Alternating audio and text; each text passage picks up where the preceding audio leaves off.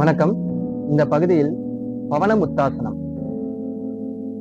முதல் நிலை மற்றும் இரண்டாம் நிலை எப்படி செய்வது என்பதை பற்றி நாம் இப்பொழுது பார்த்து வருகின்றோம். முதலில் ஒரு விரிப்பில் நேராக படுத்துக் கொள்ள வேண்டும்.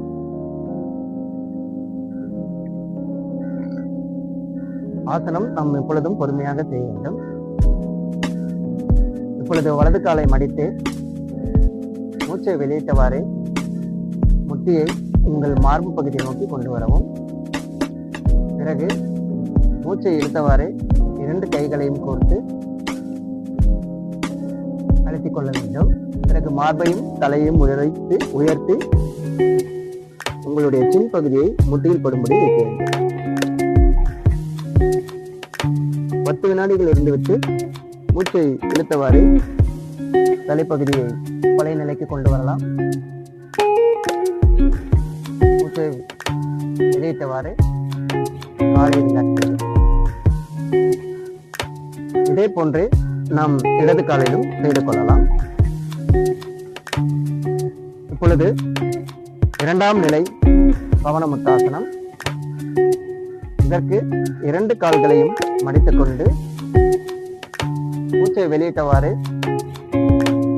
மெதுவாக உயர்த்தி முட்டியை மார்பு பகுதி நோக்கி கொண்டு வர வேண்டும். மூச்சை இழுத்தவாறு இரு கைகளையும் கோர்த்துக் கொள்ள வேண்டும்.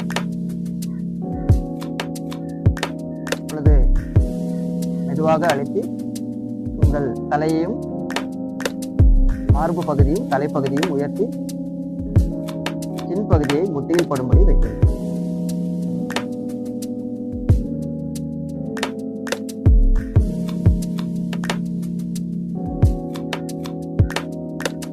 வினாடிகள் இருந்துவிட்டு மீண்டும் மூச்சை இழுத்தவாறு பழைய நிலைக்கு வந்துவிடலாம். மூச்சை வெளியிட்டவாறு கால்களை ரிலாக்ஸ் செய்து கொள்ளலாம். இந்த ஆசனத்தின் மூலமாக வாயு கோளாறு, அஜீரண பிரச்சனை இருந்தால் நீங்கும், மலச்சிக்கல் இருந்தால் நீங்கும். லோவர் பேக் பெயின் மற்றும் அப்டாமினல் இன்ஜுரிஸ் இருக்கவங்க இதை செய்ய வேண்டாம். ஹெர்னியா ப்ராப்ளம் இருக்கவங்களும் இந்த ஆசனத்தை தவிர்ப்பது நல்லது. நாம் ஒவ்வொரு பதிவிலும் தியானத்தின் மூலமாக ஆழ்மனதின் செயல்பாட்டையும் மற்றும் வெற்றி தத்துவத்தை பற்றி பார்த்து வருகின்றோம்.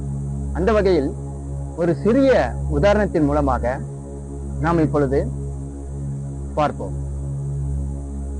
முன்பொரு காலத்தில் ஸ்பைக் என்ற மீன் வகைகள் வாழ்ந்து வந்தது.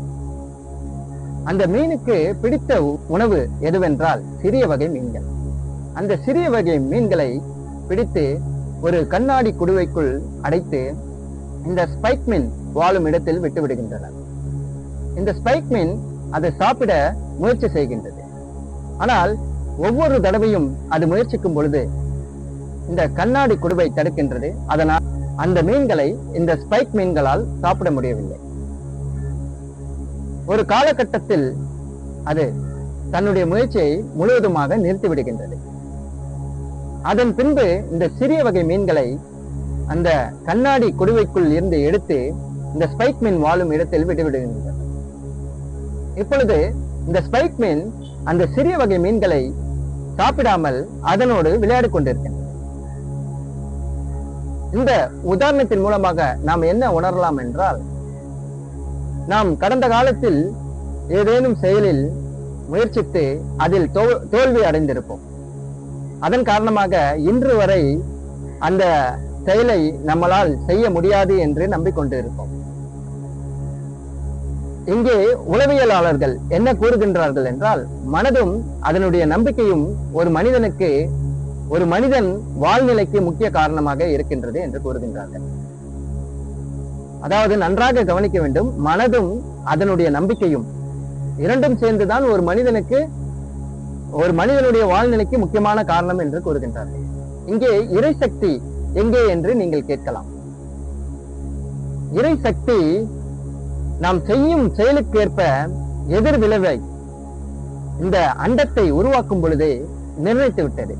உதாரணத்திற்கு, நாம் இந்த செயலை செய்து என்னுடைய வாழ்க்கையில் நான் முன்னுக்கு வந்து விடுவேன் என்று அழுத்தமாக நம்பும் பொழுது அதன்படியே உண்டாகின்றது.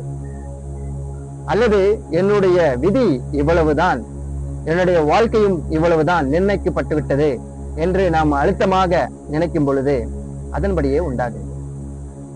இதற்குதான் நம் முன்னோர்கள் எண்ணம் போல் வாழ்வு என்று குறிப்பிட்டு இருக்கின்றனர். இதற்கு தீர்வு என்ன என்று பார்த்தோம் என்றால் தியானம் தான் அடிப்படையில் உள்ளது. நாம் தியானத்தில் இருக்கும் பொழுது நம் மேல்மனம் அமைதி பெறுகின்றது, ஆழ்மனம் வெளிப்படுகின்றது.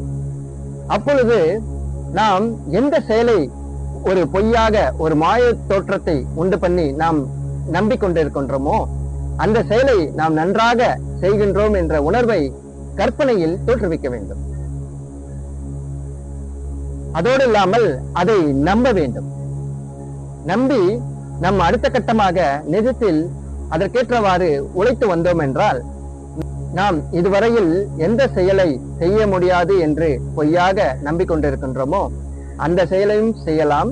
மேலும் புதிதாக ஏதேனும் செயலில் வெற்றி பெற வேண்டும் என்று நினைத்தாலும் அந்த செயலிலும் வெற்றி பெறலாம் என்பதை தெரிவித்துக் கொண்டு உங்களிடமிருந்து விடைபெறுகின்றேன். நான் உங்கள் வடிவேல், யோகா மற்றும் பிராணாயாமா சக்ரா மெடிடேஷன் ஆசிரியர். நன்றி, வணக்கம்.